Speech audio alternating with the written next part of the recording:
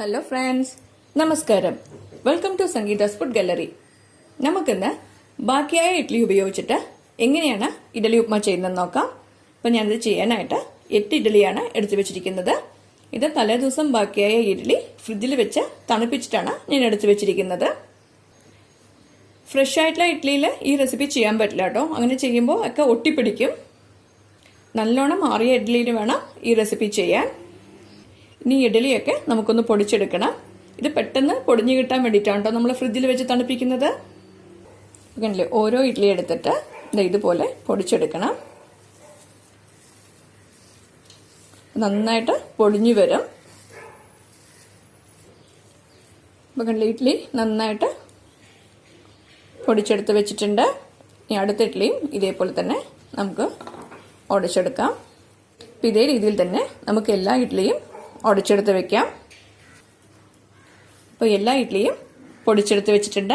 ഇനി നമുക്ക് ഉപ്മ എങ്ങനെയാണ് ചെയ്യുന്നതെന്ന് നോക്കാം. ഇപ്പോൾ ഒരു കടായി ചൂടാക്കാൻ വെച്ചിട്ടുണ്ട്. ഇനി ഇതിലേക്ക് 2 ടേബിൾ സ്പൂൺ വെളിച്ചെണ്ണ ചേർത്തിട്ട് ഒന്ന് ചൂടാക്കിയെടുക്കണം.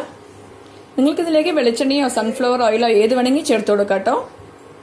ഈ എണ്ണ നന്നായിട്ട് ചൂടായി കഴിഞ്ഞു. ഇതിലേക്ക് 1 ടീസ്പൂൺ കടുക് ചേർത്ത് കൊടുക്കുക. ഇനി ഇതിലേക്ക് 2 ടീസ്പൂൺ കടലപ്പരിപ്പ് ചേർത്ത് കൊടുക്കാം.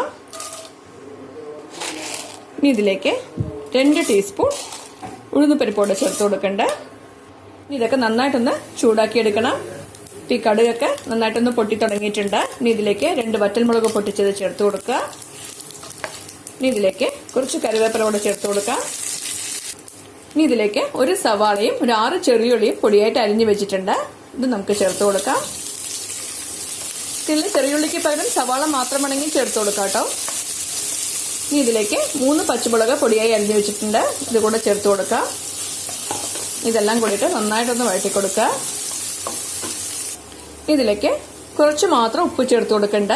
ഇഡ്ഡലിയിൽ ഓൾറെഡി ഉപ്പ് ഉണ്ടാവുമല്ലോ, അതുകൊണ്ട് കുറച്ച് മാത്രം ഉപ്പ് ചേർത്ത് കൊടുത്താൽ മതി. വെള്ളി സവാളയൊക്കെ നന്നായിട്ട് വഴണ്ട് കഴിഞ്ഞു. ഇനി ഇതിലേക്ക് നമ്മൾ പൊടിച്ചു വെച്ചിരിക്കുന്ന ഇഡ്ഡലി ചേർത്ത് കൊടുക്കാം.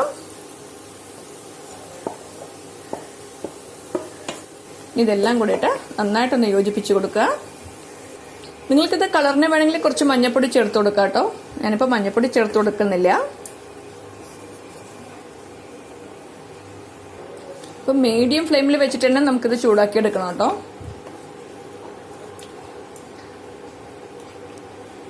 ഇതൊക്കെ നന്നായിട്ട് വഴറ്റി കഴിഞ്ഞു. ഇപ്പോൾ നമ്മുടെ ഇഡ്ഡലി ഉപ്മ റെഡിയായി കഴിഞ്ഞു. ഇപ്പോൾ ബാക്കിയായ ഇഡ്ഡലി വേസ്റ്റ് ആവാതെ ഒരു അടിപൊളി ഉപ്മ റെഡിയായി കഴിഞ്ഞു. ഇത് വളരെ പെട്ടെന്ന് തന്നെ ചെയ്യാൻ പറ്റുന്ന റെസിപ്പിയാണ്. നിങ്ങൾ എല്ലാവരും ഈ റെസിപ്പി ട്രൈ ചെയ്ത് നോക്കണം. ഇഷ്ടമായെങ്കിൽ ലൈക്ക് ചെയ്യാനും ഷെയർ ചെയ്യാനും സബ്സ്ക്രൈബ് ചെയ്യാനും മറക്കരുത്. നിങ്ങളുടെ ഫീഡ്ബാക്ക് അറിയിക്കും വേണം. Thanks for watching.